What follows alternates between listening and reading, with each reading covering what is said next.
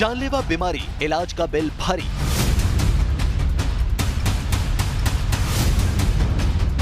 Corona से patient मरे न मरे, वो बिल की टेंशन से चला जाएगा।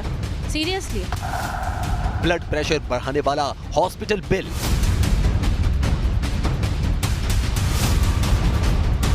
इतने डराया गया वहाँ, फिर आप तो सीरियस कंडीशन में आए हो, लास्ट कंडीशन में आओ, जल्दी 1 लाख रुपए जमा करो। प्राइवेट अस्पताल में कोरोना लूट।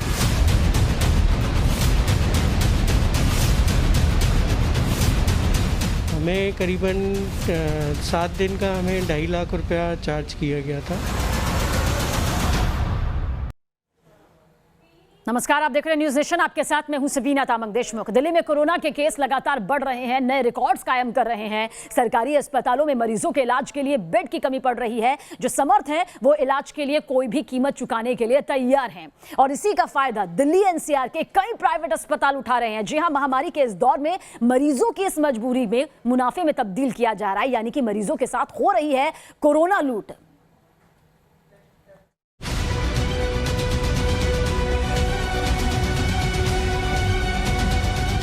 दिल्ली के पास ग्रेटर नोएडा वेस्ट के एक सोसाइटी में वाधवानी फैमिली का ये फ्लैट।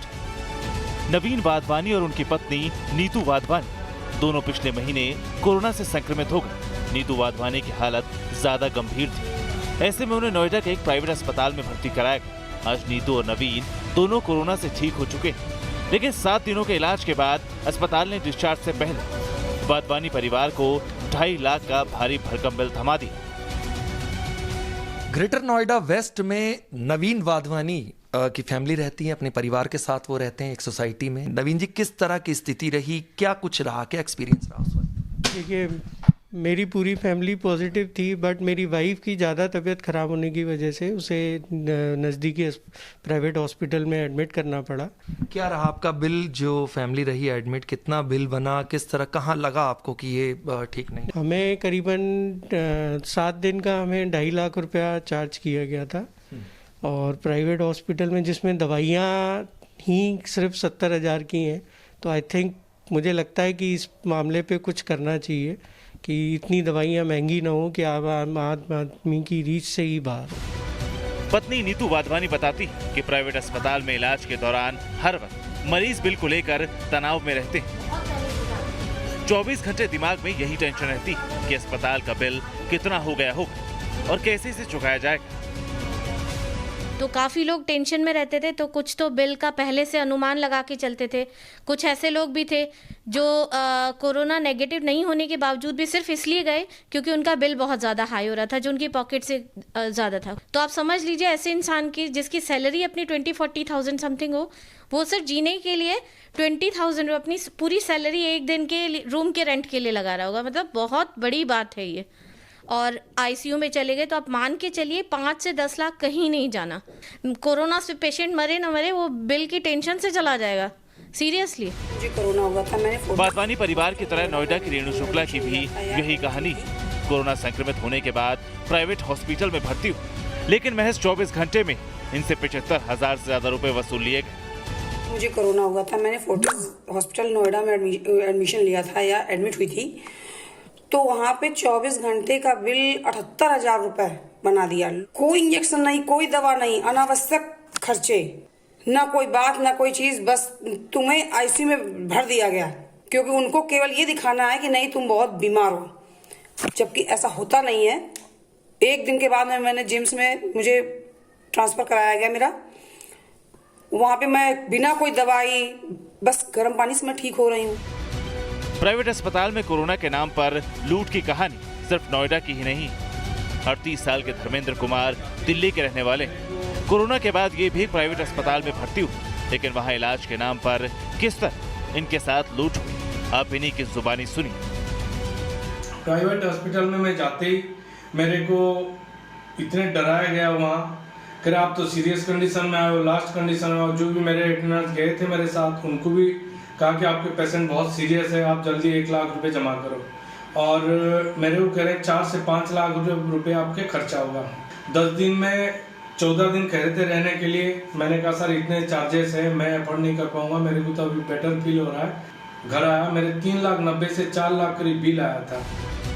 कोरोना के इलाज के नाम पर लोगों के साथ हो रही लूट पर हमने प्राइवेट अस्पतालों का पक्ष भी समझने की कोशिश की। कोरोना संक्रमण को लेकर लोगों के बीच कई तरह के अवेयरनेस कैंपेन चला रहे नोएडा के यथार्थ हॉस्पिटल के डायरेक्टर कहते हैं कि अस्पतालों को मरीजों के साथ पारदर्शिता बरतनी होगी, तभी समस्या का समाधान हो सकता है। प्राइवेट हॉस्पिटल के लिए कोरोना काल में मौका आ गया, जैसे बहुत अनसंट बिल, बहुत पैसा बन रहा है, ऐसा कैसे आप लोग मैनेज कर रहे हैं? नहीं, देखिए, प्राइवेट हॉस्पिटल्स को ट्रांसपेरेंट होना बहुत ज़्यादा ज़रूरी है। अल्टीमेटली हेल्थ केयर में अगर ट्रांसपेरेंसी नहीं होगी तो ऑब्वियसली पेशेंट को अफेक्ट होगा। हमने भी देखे हैं कि जो बाकी प्राइवेट हॉस्पिटल में कुछ ना कुछ इस तरह केसेस आए हैं तो वो ख़राब लगता है, हमें भी दुख लगता है कि कुछ हॉस्पिटल ट्रांसपेरेंट नहीं है। अगर हम यथार्थ हॉस्पिटल की बात करें तो हमारे यहाँ जो कोविड हॉस्पिटल है जो नोएडा एक्सटेंशन में है, उसमें गवर्नमेंट के जो अप्रूव्ड रेट्स हैं उस पर ही बिलिंग होती है। वहीं हमने जब पूरे मामले पर दिल्ली के स्वास्थ्य मंत्री से सवाल किए तो समाधान की जगह वोल्टे हमसे ही सबूत मांगने लगे। कि प्राइवेट अस्पतालों पर अपनी नजर बनी हुई है जो ज्यादा पैसे ले रहे हैं, क्या जो कैब स्टडीज भी सर हमारे पास आई है, आप हमारे पास कॉपी दे दीजिएगा, उसके खिलाफ जरूर कार्रवाई करेंगे और उनको दोबारा रिटेट भी कर देते हैं कि जो रेट्स हैं उस रेट से ज़्यादा कोई ना दे। कोरोना संक्रमित मरीजों को सही और सस्ता इलाज मिले, इसे लेकर केंद्र और राज्य सरकारें समय समय पर कई गाइडलाइंस जारी कर रही हैं। इसमें निजी अस्पतालों के कोरोना बेड से लेकर दवाइयों तक की कीमत तय की गई। बावजूद इसके कुछ अस्पताल ऐसे हैं जो मरीजों की मजबूरी का फायदा उठाकर महामारी के दौर में भी मुनाफा कमाने में जुटे हुए हैं। जरूरत है अब ऐसे अस्पतालों पर सरकार के जल्द से जल्द कड़े एक्शन की। Team news nation. यानी दिल्ली एक बार फिर कोरोना का हॉटस्पॉट बन गई है और इस पर लोगों की लापरवाही जानलेवा साबित हो सकती है। देखिए दिल्ली के मारवा परिवार की कहानी न्यूज़ नेशन संवाददाता सईद आमिर हुसैन की इस रिपोर्ट के जरिए।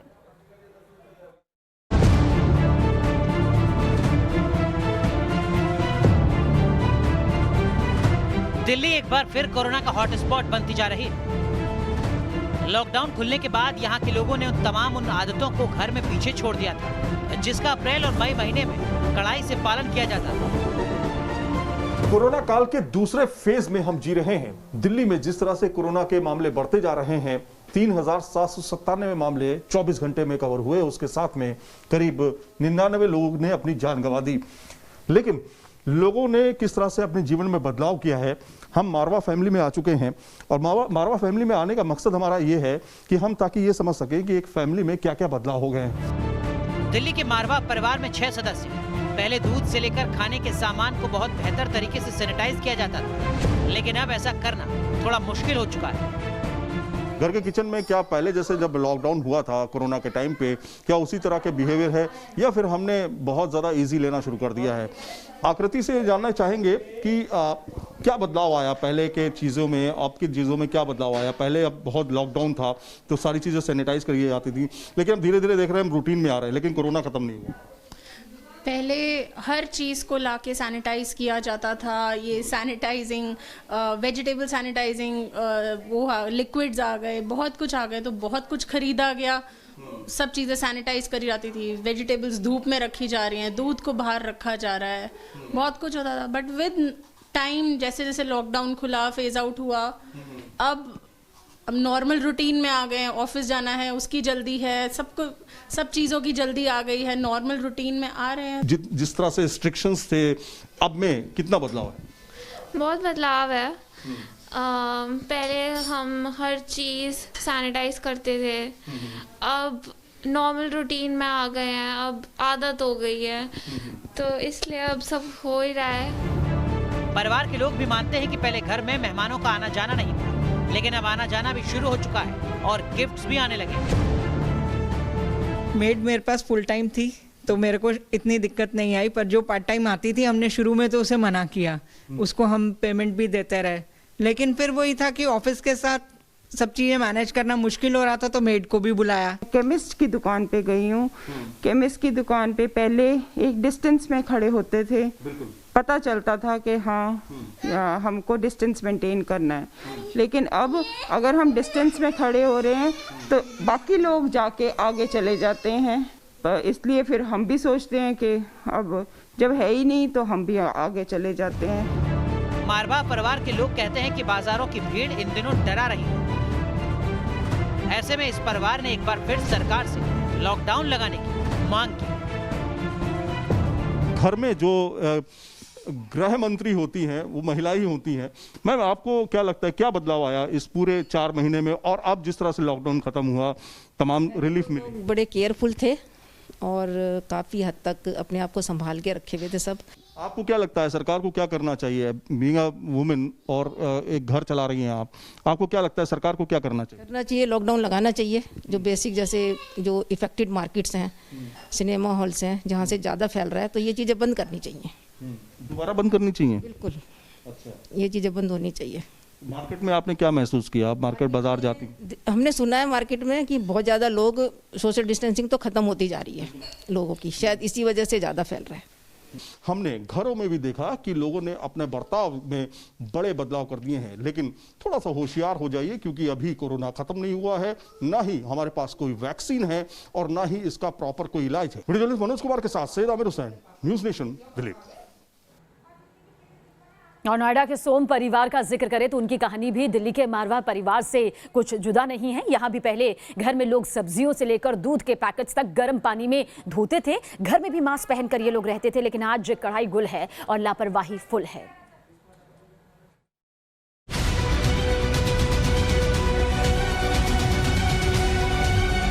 कोरोना फिर से पांव पसार रहा है, लेकिन ऐसे में बड़ा सवाल यही है कि क्या आम जनमानस ने कोरोना को हल्के में लेना शुरू कर दिया है? क्या वही लापरवाही भरी जिंदगी जो है वो इस कोरोना काल में लोग अब जीने लगे हैं?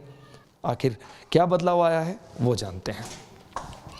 नमस्कार मैम, हम न्यूज़ नेशन से हैं। अच्छा, ये आपसे जानना चाहते, वर्क फ्रॉम होम चल रहा है अभी?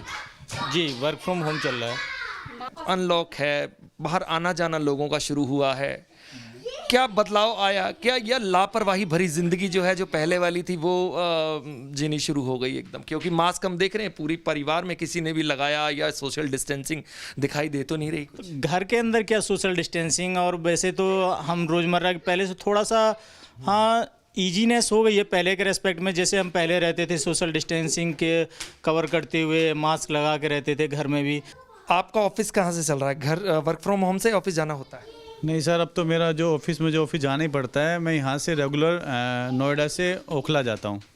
कुछ नोएडा दिल्ली जाते हैं? जी जी। सैनिटाइजर का कितना इस्तेमाल होता है? तब ऑफिस आते हैं तब भी हम सैनिटाइज करके निकलते हैं। मास्क रेगुलर, घर से बाहर निकले मास्क रेगुलर रहता है। अच्छा मैम, ईमानदारी से बताइएगा कि क्या वही जो पहले जीवन जी रहे थे जब कोरोना चल रहा था, अपने पीक पर था? सीरियसली नहीं, अभी थोड़ा इजी हो गया है। सब्जियां इवन हमने सर्फ और साबुन में धोनी शुरू कर दी थी। ऐसे लगता था जैसे कोरोना नहीं है, पता नहीं घर में आ गया तो कैसे भी एंट्री नहीं होनी चाहिए उसकी। लेकिन अभी थोड़ा थोड़ा इजी हो रहा है, थोड़ा क्या बहुत इजी हो गया है।